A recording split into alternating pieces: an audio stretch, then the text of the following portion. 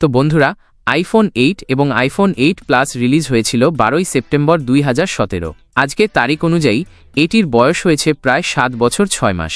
তো এই 7 বছর 6 মাস পরে এসেও কিন্তু আইফোন 8 এবং আইফোন 8 প্লাস খুবই ভালো পারফরমেন্স দিতে পারে। ডে টু ডে লাইফে যত টাস্কগুলো আছে খুব সহজে কমপ্লিট করতে পারে। আর এই ফোনের মাঝে রয়েছে 2 জিবি র্যাম। ফোনের মাঝে 2 জিবি র্যাম থাকলেও ফোন চালানোর সময় কোনোভাবে বোঝা যায় না যে এটার মাঝে এত কম র্যাম রয়েছে। র্যাম 2 জিবি থাকার পরেও এটা ডে টু ডে লাইফের সকল কাজে খুব সহজে স্মুথলি চালিয়ে নিতে পারে। ইনফ্যাক্ট এটা চালানোর সময় মনেই হবে না যে এই ফোনে মাত্র 2 জিবি র্যাম রয়েছে। 2 জিবি র্যাম থাকার পরেও এটার পারফরমেন্স দেখে মনে হয় এটার মাঝে 4 থেকে 6 জিবি র্যাম রয়েছে, বা তার থেকে ভালো পারফরমেন্স পাওয়া যায় এই ফোনটি থেকে। তো র্যাম ম্যানেজমেন্ট নিয়ে খুব একটা চিন্তা করতে হবে না আশা করছি। এই ফোনটির পারফরমেন্স সেকশনে আছে 11 বায়োনিক চিপ। এই চিপটি আরও 7 বছর আগের হেক্সাকোর একটি প্রসেসর। হেক্সাকোর প্রসেসর হবার পরও এটার পারফরমেন্স এখন পর্যন্ত অনেক ভালো। এমনকি এটা দিয়ে খুব ভালোভাবে গেমিংও করে নেওয়া যায়। টুকটাক গেমিং আর কি, খুব ভালো গেমিং করার জন্য এই ফোনটা নয়, এটা আমি জানি, আপনারাও জানেন।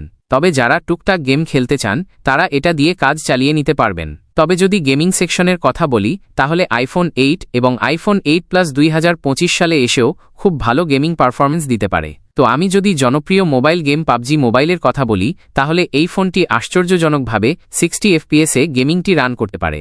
অর্থাৎ আপনি পাবজি মোবাইল এখনও আইফোন 8 দিয়ে 60 এফপিএসে খেলতে পারবেন। যদিও কিছুটা ফ্রেম ড্রপ অবশ্যই দেখা যাবে, তবে আমি খুব বেশি একটা ফ্রেম ড্রপের কথা বলবো না। তবে গেমিং করার সময় ফোনটা অনেকটা গরম হয়, যেটা গেমিংয়ে একটা বাজে পারফরমেন্স দেয়। এরপর হচ্ছে এই ফোনের ব্যাটারি। এই ফোনে রয়েছে খুবই ছোট একটা ব্যাটারি, যেটা কিনা এই দিনে এসে খুব ভালো রান করতে পারে না। আর এখন আপনারা ফোনের সাথে তো অবশ্যই অরিজিনাল কোনো ব্যাটারি পেয়ে যাবেন না। অবশ্যই আপনি যে ফোনটা পাচ্ছেন তার মাঝে রিপ্লেস করা ব্যাটারি থাকবে, যার পারফরমেন্স অনেক কম থাকবে নতুন বা অরিজিনাল ব্যাটারি থেকে। তো যদি গেমিং করতে চান তাহলে অবশ্যই এটার সাথে একটা কুলার কিংবা চার্জার সবসময় সাথে লাগিয়ে রাখতে হবে, অথবা একটা পাওয়ার ব্যাংক কিনে নিতে হবে। অন্যথায় এটা দিয়ে গেমিং করা প্রায় অসম্ভব। ফোনটা প্রচুর পরিমাণ গরম হয়, আর গরম হওয়ার সাথে সাথে ফ্রেম ড্রপটা অনেক বেড়ে যায়।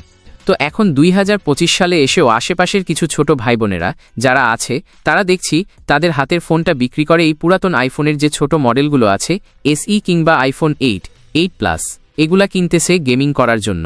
কিন্তু সাথে অবশ্যই একটা পাওয়ার ব্যাংক রাখতে হয়, অন্যথায় এটা দিয়ে গেমিং করা একেবারেই অসম্ভব। তাছাড়া পাবজি মোবাইল তো দিনে দিনে আরও স্মুথ করছে।